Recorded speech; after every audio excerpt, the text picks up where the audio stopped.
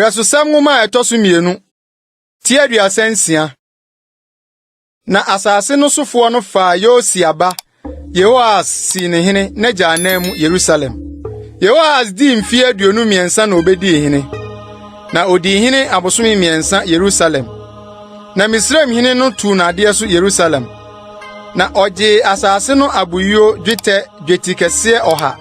Ni sika dwetikese. Na Misraim hene no de ni nua Eliakim si Yuda ni Yerusalem so hene. Na odani ni din Yehoakim. Na ni nua Yehoas de ne kofa no ko Misraim. Yehoakim di mfie aduonu num na obedi hene. Na odi hene mfie dubiako Yerusalem. Na oye Awurade ni Nyankopon ani so bone. Ono so na Bible hene Nebukadnezar frobae. Na ode kobre mpokyere gu no. Se ode no rekọ Bible. Na Awurade fie nuoma no bi nso. Nebukadnezar de ko Bible kosie na sori dan mu Bible. Na Yehoakim hu nsem kaye. Ni na chiwade a oyoe ne de ohunu no ne ho no. Hwe. Watwere no Israel ni Yuda ahemfo nwoma no mu. Na ne ba Yehoakim bedi na de. Yehoakim di mfie nwotwe na obedi hene. Na odi hene abosome miensa ni dadu Yerusalem. Na oye Awurade ani so bone. Na afi ni duruye no. Ohene Nebukadnezar soma ma wo befa no ko Babel. Ni Awurade fie afefede enso. Na odi ni nua Sedekia si Yuda ni Yerusalem so hene. Sedekia di mfie aduonu biako na obedi hene. Na odi hene mfie du biako Yerusalem. Na oye Awurade ni Nyankopon ani so bone. Wa amra ne ho ase odifo Yeremia na okasa Awurade anu no anim. Afe nso ote ohene Nebukadnezar oma no kan Nyankopon tam no anim atua.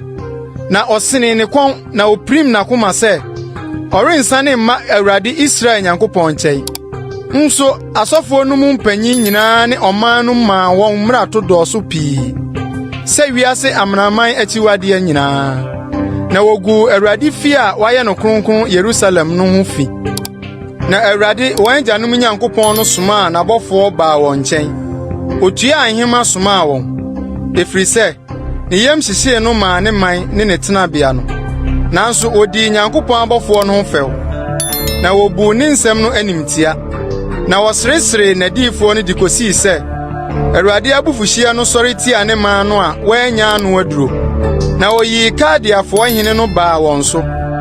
Na wɔde nkrate bekunkum won mrantie. Won kronkron bia fie. Na wani abrantie ne ababa akokora ne de wafudwuno ho adona. Wɔde won nyinaa hyɛ won nsa. Na Nyankopon fie nuoma ni nyinaa. Akɛse ne nketewa ni Awurade fie akorade. Ni ohene no ni ne mapoma akorade. Wɔde ni nyinaa kɔ Babel. Na wɔhye Nyankopon fie no. Na woburi Yerusalem fasuo no. Na emu aban afefe nyinaa wɔde ogya hye. Na emu afefe die nyinaa sɛe. Na nkae a wɔka afna ano no otutu wɔn kɔ Babel. Na wɔkɔyɛ ɔno ne ne mankoa kosi Persia ahenie so. Sɛ wɔn ma Awurade asɛm a wɔde Yeremia ano kan no mmra mu. Sɛ enkosi sɛ asase no ani bɛsɔ ne home mfie no. Amanfo na nyinaa na ɛrehome akosi sɛ mfirihia aduoson bewie duro. Na Persia hene Kores afia edikan mu no. Sɛ Awurade asɛm a ɔde Yeremia ano kan no bɛba mu nti. Awurade kanyan Persia hene Kores honhom.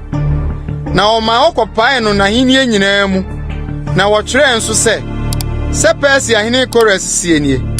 Asase so ahenie nyinaa na Awurade ɔsoro Nyankopɔn no de ahyɛ me nsa.